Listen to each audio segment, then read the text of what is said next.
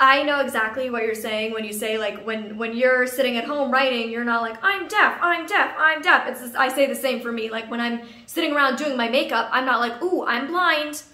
I'm blind. Like, I'm not thinking about my blindness. I'm just living my life because this is our normal.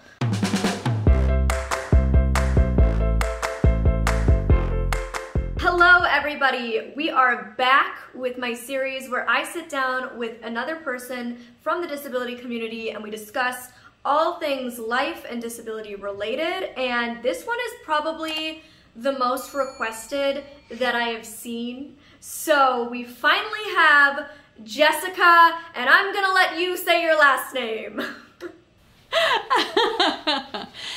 Jessica Kellgren-Fozard. It's okay. I know it's a difficult surname.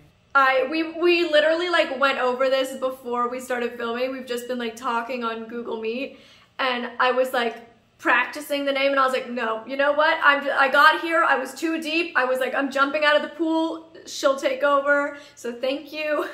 It's okay, it's complex. The Kellgren bit's Swedish, the Fozard is my wife's surname, it's from Normandy. Smush it together, it's complicated for everyone. Or Jessica Out of the Closet, which I think is a brilliant name because not only are you one of the most fabulous fashionistas that I follow on social media, but you are also in fact out of the closet, and so I think it's just such a fun username.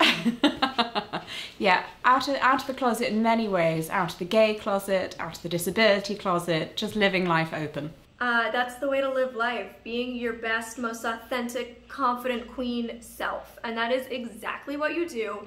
I watch your videos and I legitimately laugh out loud. Like, you're one of the not only most fashionable people I follow, but one of the funniest people I follow, and I think that you, just by simply being you, break so many disability stereotypes and misconceptions, and I think it's so fabulous so thank you for just like existing on the internet. I mean, I could say the same thing about you, Molly. I woke up this morning and I was like, okay, Molly, you have to try to look like a little bit half fabulous because you're gonna be sitting next to Jessica in a video and it's gonna be embarrassing. Oh no, I think you are incredibly stylish, I must say. I always enjoy your Instagram as well. Thank you, I appreciate it. So I know a ton of my audience knows and loves your content already, but for those who don't, would you like to kind of give the brief introduction of who Jessica is in a nutshell? My goodness, okay, the elevator pitch of me then, I guess. So I'm Jessica, I'm a YouTuber, content creator. I make content that is generally fun, informative, educational, amusing, around things that are to do with disability, chronic illness, and LGBTQ+ issues. So I have two genetic conditions, hereditary neuropathy with liability to pressure palsies, which means that there are gaps in the myelin sheath that surround your nerves.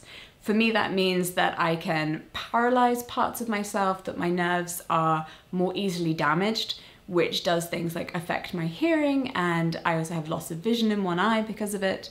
And it can do things like my hands don't have any feeling because I paralyzed both of my arms for 1.5 years when I was a teenager.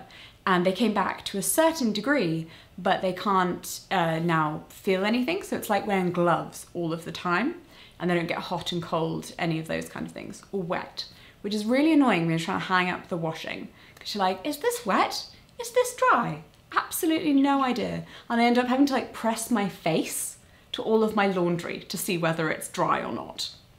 Very strange thing. And then you just get a random cheek stain, a random foundation stain on the side of your white shirt. I mean, I should add, I only do this when I'm not wearing makeup. Pro tip. And then I also have Ehlers-Danlos syndrome, which is about my connective tissue and means that not only am I hypermobile and very flexible and bendy, which most people think is like, whoa, what a great party trick. And it is, it's a pretty good party trick that I perhaps overused when I was a child and dislocated various things just to prove to people that I could. Don't do that, that's a terrible idea, don't do that. But it also affects connective tissue in things like my internal organs. So I have some issues with my heart, and I have postural orthostatic tachycardia syndrome, which comes from that, which is just a regulating blood pressure issue, so I faint a lot and I can't exert myself too much. Basically, I go up 2 flights of stairs and I'm like, oh gosh, there's a heart attack coming. Okay, wonderful. And then I've got to lie on the floor for half an hour. And the vintage fashion is just a layer over the top, just to make everything look gorgeous while we're here. I think you should make more fashion content. I'm putting the pitch in now, and I think a lot of people in the comments will agree that you should have like a whole segment of your channel devoted to fashion content, because we need that vintage inspo that you bring. We need your vintage wisdom. I was just like, as we were talking before we started filming, I was like peppering her with questions about the vintage fashion scene, because I'm fascinated by it, and whenever I've tried to do it, it has not necessarily panned out.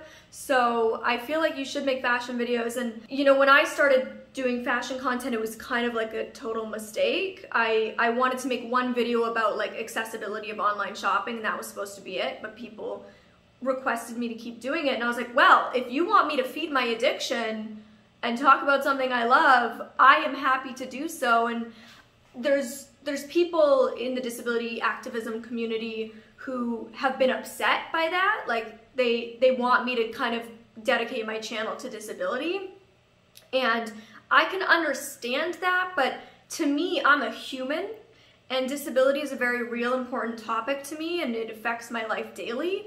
But so does fashion and the confidence that fashion gives me. So does makeup, so does my guide dog, so does dating, so do all of these other aspects. And I think it's very important for us as a disability community to show society the human side of our day-to-day life, and the very normal, average human things that we love and that we partake in.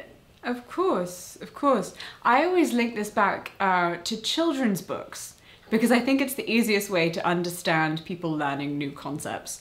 So there are so many children's books that are about issues. It's about some people are in wheelchairs, or some people have 2 mums, and kids don't love them.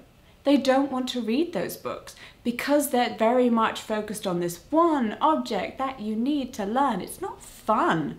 Whereas when they're reading like a fun adventure book where, oh, the main character just happens to have a disability or just happens to have a different family setup to the nuclear family, then it's more engaging and they're more willing to learn things. And I think the great thing about having disabled content creators who are creating content that isn't just disability focused is that you're also bringing in people who wouldn't necessarily have clicked on your video being like, oh, I don't know, I don't want to watch something about a blind person because like I've never really met a blind person and that could be awkward. But if it's a video where you're doing something else and they click in and they're like, well, you know what, this is actually really interesting. I'm going to keep watching all her other videos as well. And then it's just a great way to lead people in, I think. And they start to really be more involved in the issues. It's not something that's far away. Now it's, oh, my favorite content creator, Molly, also happens to have a disability and also happens to talk about that. And now I've learned things about it. So I always think that's the best way. But actually, Molly, 2 birds, 1 stone. To do with this fashion thing, I think the next time you come to England, I'm going to have to give you a vintage makeover. Oh my gosh, absolutely. Once this whole madness in the world is done and we're all vaccinated, I am coming out to England so I can finally see my brother for the first time in over a year, and I can see you, and we are doing the vintage makeover. I am absolutely holding you to that, but I could not agree more with what you just said. My favorite thing about what I do is that I get to make learning fun for people. I get to teach people in a way that entertains them, and that truly is the best way to learn. That's how I always learned the most growing up. I was never somebody who could sit in class and hear you talk to me about something. I needed to be the one that was getting up and doing it. I was a very kinesthetic learner. I liked to be actually doing the thing and immersed in it to be able to understand it, and being able to hopefully be entertaining to people while they learn and open their minds to new ways of thinking is so rewarding. So I completely agree with you. And I always say, we talk a lot in the disability community about the fact that, you know, we're quite low on the totem pole of causes and of things that people care about or talk about or know about. You know, you often see those like diversity panels, and it's like everything is shown except disability, and we're like, hey now. Hi. Where are we at the table? We're here. I think so many different brands and companies think that they can kind of get away with doing the absolute least when it comes to disability representation, whether that be in adverts or actually making things accessible. So many of them think, oh, a person in a wheelchair and we're done. That's it. We've represented every disabled person. We've covered everyone's needs. Excellent. Of course our brand is friendly to the disabled community. We have a ramp. You're like, I see. And how are you helping every other disabled person? Like, people who use wheelchairs actually make up quite a small part of the disability population as a whole. And people just cannot get this through their heads. And of course, having the disability symbol be a wheelchair, obviously a very visual way to get that across very neatly, but it does tend to make people forget everyone else. Yes, and I don't know if this has been happening in England, but over the last number of years, I've been seeing in North America, one change is certain places are adding other stickers that represent other disabilities, which is nice because, for example, on public transit, like a bus, I need to sit down. It's not a question. I need to be able to sit because balance is a combination, as I'm sure you know as a deaf woman, of ears and eyes. And so my balance, not being able to see, is quite off. And so standing on a moving vehicle, even if I'm holding a pole, is just not really a thing for me. So I need to sit. And so when I get on a bus with my guide dog, people used to not register that like I was somebody who they needed to get out of the disability seating for. So they would just continue to sit there. But now they've added these stickers where it's like a man with a cane, a person in a wheelchair, and there's somebody with a walker. And I'm like, thank you for showing multiple visuals of what somebody who might need to sit in disability seating could present as. Yeah, I've definitely seen in the last few years that kind of not all disabilities are visible stickers on a lot more things in public places. And it's so good to see. Because I remember when I very first, so I kind of grew up with a disability, but it wasn't, I'm not going to say noticed, but it wasn't diagnosed until I was 17. And then when I was 17, I suddenly had this big health crisis and very much did need to use, you know, disabled toilets, and I needed to have access to things. I had a lot of issues with this because people were constantly trying to stop me from using things, saying, oh, that's not for you, that's for disabled people. And I'm like, I mean, I don't know what I can do to make this more obvious to people that I'm really struggling and things would help me like this. So it is really lovely to see now. I worry less about using disabled toilets in public when they have a not all disabilities are visible sticker on them. Because the dirty looks I've received coming out of a disabled toilet on 2 feet is like, Well, I think part of the problem with that too is how many able-bodied people just do use the toilet for people with a disability. So many able-bodied people do use different facilities that are accessible and designed for people who actually need them due to a disability.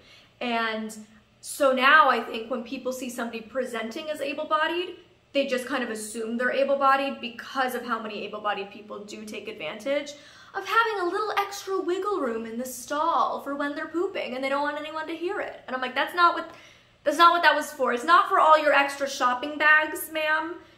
It's for people who require either the bar, for support, who require the extra room for a support worker, for a service animal, for a mobility device. Like, there's many reasons that exists, but your extra shopping bags or like extra room for pooping isn't what it was for. The unfortunate thing as well is that so many places will put their baby changing facilities into the disabled toilets, and it's not like a special weighted table that means that you can change anyone larger than a baby. It's literally just there because they've lumped in parents. Disabled people, sure, you can use the same facilities, it's fine. You know, you'll never need more than one person using it at the same time. And I've had things where I walked out of a disabled toilet and a mother rammed her buggy into my legs and was like, oh, not disabled or with a child then. And I was like, and at the time, actually very disabled, thank you. And at the time, I mean, I was a teenager and I was too upset to say anything or do anything. I'd only just been diagnosed and I was like, oh, this label of disabled, do I get to use this? Do I have the right? Can I stand up to someone and actually say, actually, I am disabled? And it really upset me inside and was so heart-wrenching. Despite at the time I had 2 paralyzed arms. Like both of my arms were paralyzed and I needed to use the disabled toilet because it was the only way that I could go to the loo. But for ages after that, I would not without someone else around. You know, I've mentioned that you're deaf.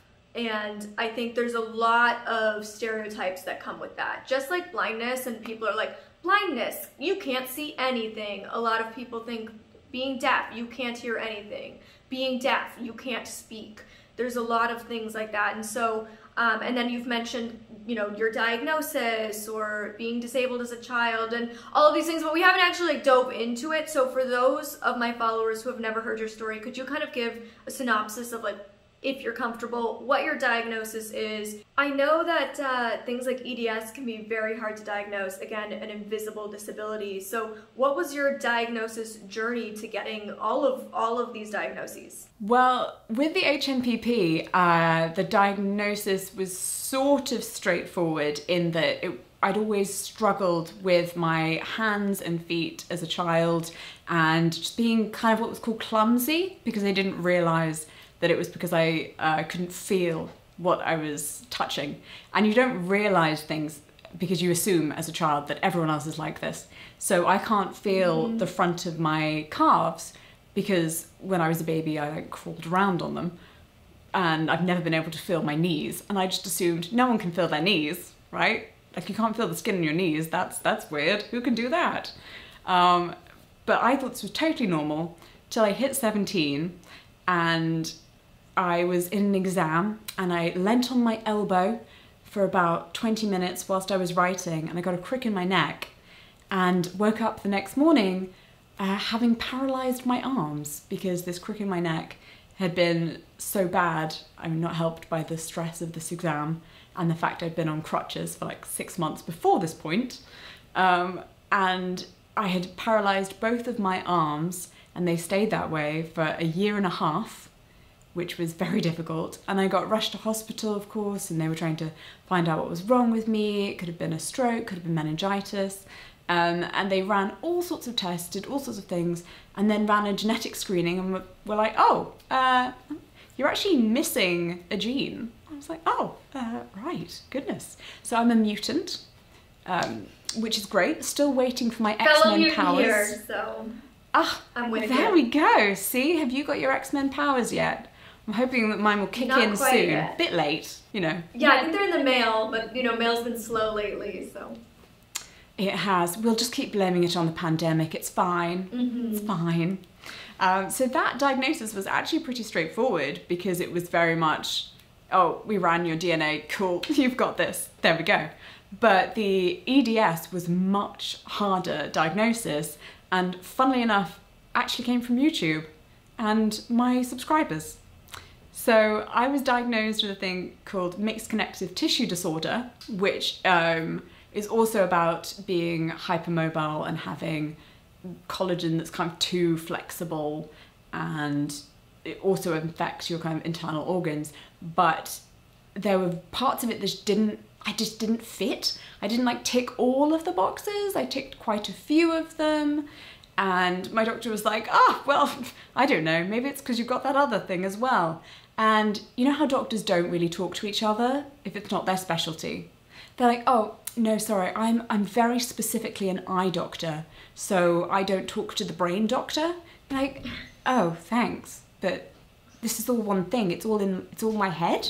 So if you could coordinate with each other, they're like, oh, no, not my thing, so I don't know. Yeah, one body, one human, all works.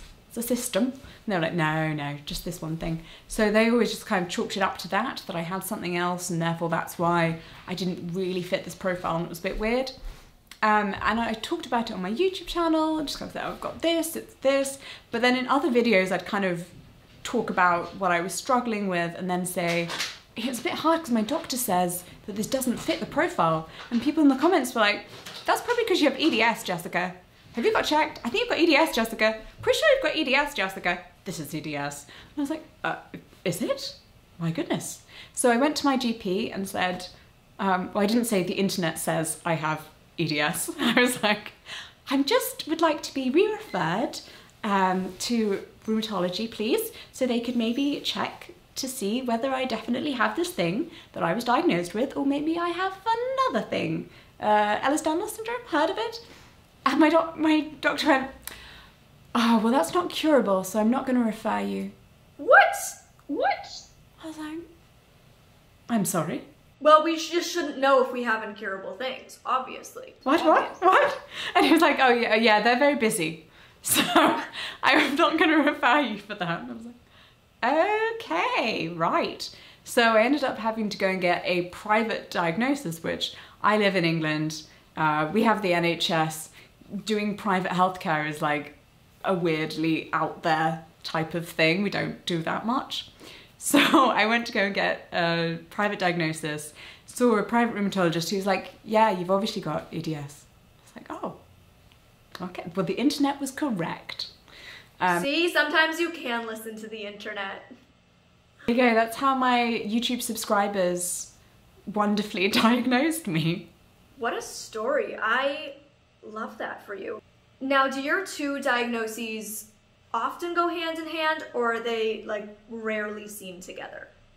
According to every doctor I have ever met, I am the only case of these two things interacting, because HMPP is quite a rare neurological condition, and it comes from my father, and my hypermobility comes from my mother, so I'm just blessed. What a combo. What a combo. Well, it's made quite a wonderful woman. So I'm glad we have you. I'm not glad for your pain. I'm not glad for what you've had to go through to get here, but I am glad our community has you, because we need more people like you with such a powerful voice and a powerful story. And as you said, like, you've come out of the closet twice, as a disabled woman as well as being gay. Can you share some of that journey of like intersectionality, coming to terms with being a part of two different minority communities? So I think I have a very different story and a very different journey to most young LGBTQ+ people. And I think in a way that my disability really does play into that. So I don't have a coming out story because I never came out to my parents. I was just always kind of like, this is me, this is who I like. I really like this girl in the X-Men and we're going to date and I will marry her one day. And my parents were like, she's animated, but you do you. I'm like, yeah. I think partly my parents are Quakers, so they never put any expectation on me that I had to be a certain way. They never said, you know, when you grow up and get a husband, it was always just, when you grow up and if you choose to get married, I'm like, yeah, okay. So I always felt very open and like I could kind of share that part of me. But being disabled and having that with me as I was growing up, not knowing that I was disabled, but knowing that there was something about my body that was wrong, that other people weren't listening to, weren't believing in, because, I mean, God, when you're a child and you're trying to tell adults things, it can be very difficult to explain medical conditions because people don't tend to believe children about these kinds of things. When you say you have a headache, they're like, yeah, but, you know, not really, because you're a kid. You're like, no, no, no, genuinely, I'm having a migraine right now. I realize I'm a child, but I'm having a migraine. And having that to kind of battle against and deal with made my sexuality it almost became something that of course, I would just accept it because I had something that was weighing quite heavily on me, and my sexuality only brought me joy.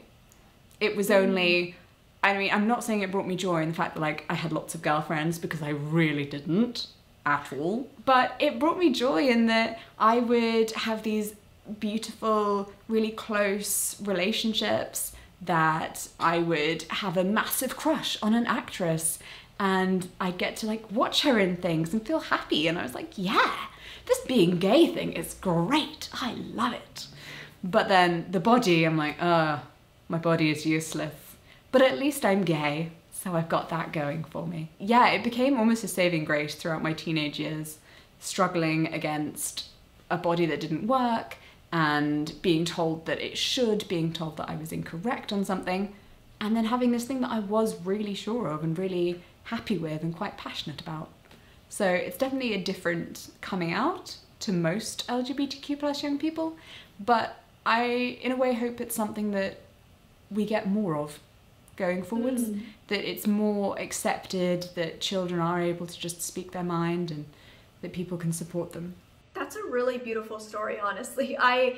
You know, a lot of my friends growing up were LGBTQ+, because I was the only disabled kid and they were the only gay kid or the only trans kid, and so, you know, we just were like, hey, you're all so different and not like the other kids in class. We should be friends. And so I really like hearing your story, because it is very different than what a lot of my LGBTQ+ friends face. There's actually a really big crossover between the disabled community and the LGBTQ+ community. I think the correct statistic is that 1/3 of people who are LGBTQ+ also have a disability, and which is a really interesting statistic. But I think a lot of it has to do with the fact that you have to come out about one thing, so you come out about something else. Like, you're more comfortable with the other thing and you're like, look, let me just put this out here. You can all clearly see that I am disabled, so while I'm here, I'm gay too. And people well, yeah, it's like you already have this big thing to accept about yourself. You already have this big target on your back, or, you know, a community. So you're like, okay, well, I've got one thing, here's the other. And I can see that statistic being true, honestly, because as I said, so many of my friends are LGBTQ+, and I'm disabled, so I kind of do have a lot of friends in both worlds, and I see a lot of that crossover. I see that I've now, at this point in my life, through both communities, met many people who do identify as being a part of both. When you met your wife, did she know sign language? No, she didn't. In fact, when I first met my wife on our first date, I hadn't told her anything about my disabilities. I kind of wanted to just see whether she even liked me, because I'd been on so many dates where you spend so much time explaining what's up and then you never hear from them again. You're like, oh, this was such a waste of my time. But then you have to balance it with, do I want to go on a number of dates, or do I want to spend a whole month talking to someone? And then I tell them and they're like, oh, I can't redo that. And then you're like, well, I just wasted my month of talking to you. What a waste of time. So when she first came up, she actually thought that I was wearing a Bluetooth device and was working, because she saw my hearing aids and was like, oh, she's working hard, continuing on with her Bluetooth device. And I think to start with, thought it was a bit rude that I hadn't removed my headphones. I was like, yeah, I should probably tell you. No, I'm deaf. So yeah, she didn't know anything, but she was very blasé. On our first date, I did tell her, you know, this is me, I have this disability, this is how it affects me. She was like, okay, do you still like to go for walks in the woods? I do. Do you still like National Trust properties? I'm like, I do. And it was just like the basic things that she needed to know. Like, are you good around trees? I'm like, I love a tree.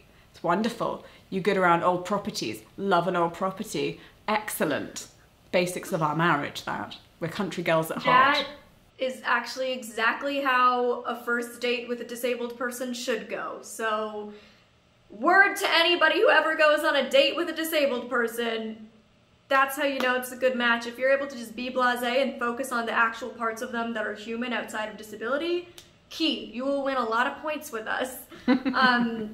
You mentioned something that like really hit me, and maybe we can talk about it more in the video we do on your channel, because this video is already forever long, but it almost got me like choked up, because when you said it, it resonated with me so hard, and that is that you look more capable than you sometimes are, or you present more able-bodied than you are. And I think that is something that I've lived with my whole life. It is really challenging. It has its perks. It has its benefits. You know, there are times when I can just like seamlessly fit into a group and not be discriminated against for a minute because nobody knows. But also, you know, I remember being in middle school and actively losing most of my sight. I had another blind student at the school who was fully blind from birth. And the teacher turns to me and goes, "Molly, help him, he's blind, he can't see it." And I was like, no, I too am blind with guide dog. I don't know what you're not getting. I too cannot see the thing. And I feel like that's like the perfect example of something I face almost daily. Is just like, and I just recently watched your, you did an ableism video, which had me laughing out loud. And again, one of the ones you said, well, many of the ones you said resonated, but like, well, at least you look good. And it's like, I get that all the time, like, oh, I can't see it. Oh, at least your eyes are beautiful. And I'm like, wonderful, thanks. Thanks. That really helps. And it can be very challenging. And even within your own disability community, I don't know if you find this, you know, with a part of, because you identify with so many different groups of disability, I don't know if you find this in any of your kind of subsections of the community, but if you don't do things the way a lot of them do because you're accommodating other aspects of your disability, you're judged for it. And I feel like because being blind is the part of my disability that gets focused on the most, people assume I should accommodate it the way all blind people do, or the way a lot of the community does. And I'm like, well, there's also other layers to my disability. Like living with PTSD and really bad generalized anxiety is disabling for me at times. And so that's a very real part of my disability that I have to accommodate separate to my blindness. Or like I'm just very sensitive. I have a very sensitive digestive system. I've dealt with irritable bowel syndrome my whole life. So it's really hard for me to eat sometimes, and for me to take, I'm very sensitive to medications, and those are other parts of my human body that I need to accommodate. And I have other parts of my disability that I don't talk about on the internet, or I don't expose to the world, or, you know, things that I'm affected by that I don't talk about. So people kind of hyper-focus on the one part of my disability and assume that's kind of the only thing I should be accommodating, and why aren't I accommodating it or doing it the way other people in the community do?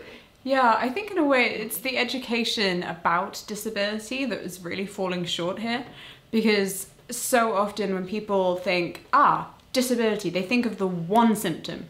They think, oh, blind, okay, just can't see, that's it. There's nothing else that would affect you in any way. You wouldn't have any balance issues, for instance. You wouldn't have any sensory issues. Oh no, it's just can't see. And the same with, they would think, person in wheelchair, oh, okay, they just have to be in a wheelchair, that's it. Nothing else affects them. They have no issues with anything else. When, as we know, there are plenty of other symptoms that generally come with one thing, and like being in a wheelchair is obviously not in itself a disability. Like a wheelchair is a mobility aid, but the way that people learn about disabilities is a very black and white thing. And for me, my deafness is a symptom of my wider health issues. So I think I'm quite fortunate in that I've never fallen into this one thing, whereas I think if people see you as like, Molly, she's blind, that's it, nothing else. With me, they're like, Jessica's got stuff wrong with her. There's like, things going on with that girl. Stuff, it's a whole load of issues, guys. So fortunately, I think in a way, my deafness is almost, not that it's the least, but it's very low down actually on the symptoms that I live with in the terms of how much they bother me. Because when I'm on my own, alone in my house, or just, you know, doing whatever I'm doing, playing The Sims, writing a video. The fact I can't hear isn't an issue for me personally, because I'm just here in my own little bubble of silence quite happily.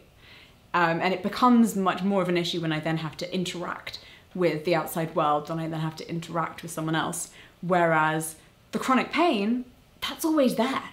And it doesn't matter what situation I move through, it's there. The exhaustion, that's always there. It doesn't matter what I do. But as we were saying, when people look at me, they don't necessarily know any of these things. In fact, my most watched video is called Why I Don't Sound Deaf, because it was one of the questions that I was getting the most. It's like, hang on, you're deaf, but you don't sound it. You don't have the deaf accent. I'm like, sorry, what? You know, the way that people speak doesn't actually affect how much they can hear, right? You understand this. But no, people very much have a fixed idea of what it means to be disabled in certain ways. And I think it's a wonderful thing that we have the internet, that we have YouTube, that we have Instagram, so that people who wouldn't necessarily have been represented or shown in traditional media are now able to get their stories across, and now able to help people learn about all the different varieties that there are within the disabled community and just within life itself. I know exactly what you're saying when you say, like, when you're sitting at home writing, you're not like, I'm deaf, I'm deaf, I'm deaf. It's just, I say the same for me. Like, when I'm sitting around doing my makeup, I'm not like, ooh, I'm blind. I'm blind. Like, I'm not thinking about my blindness. I'm just living my life because this is our normal. So I totally relate. And, you know, one of the things you mentioned earlier, because I was saying how, like, we're very low on the totem pole of issues or representation, like we're rarely talked about, and you said, you know, when we can make somebody care about a fashion video, then maybe they'll care about the other issues, and that is exactly how I feel. I feel like through creating content, we can make people care about us as humans. And I always say that the reason disability isn't an issue that a lot of people care about is because they're not given a reason to care about it. There's so many other issues in the world that they're personally affected by, so they care about it.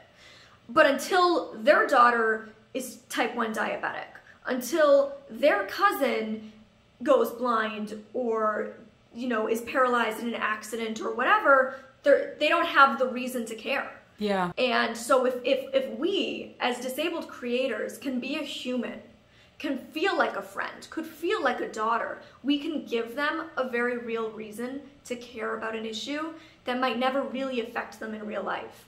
And I think that's so important because at the end of the day, the disability community is the only minority that anybody can join at any point in life. Yeah. A lot of people aren't born with their disability. They acquire it through illness, through accident. And so it's really worth everybody caring about accessibility, about disability representation, because you never know when you or a real life loved one could join this community. Completely. And so with that, I want to encourage anybody who's ever loved Jessica's content, anybody who's ever loved my content and seen yourself in it, you can also get out there and share your story and represent you, because we're not here to represent all people with EDS or all people who are deaf or all people who are blind. Or we're here representing ourselves. We're here representing our story and our journey, and you have the power to do the same for yourself and to help with furthering representation. And so thank you for being on my channel, Jessica. Thank you for being a light on the internet. You're welcome. Helping further this community's cause. And I can't wait to head over to your channel and have more great conversation. I will link all of Jessica's socials down below. And if you would like to see another one of my videos and learn more, you can click up here or over here. I'll see you guys next time. Bye. Thanks for having me.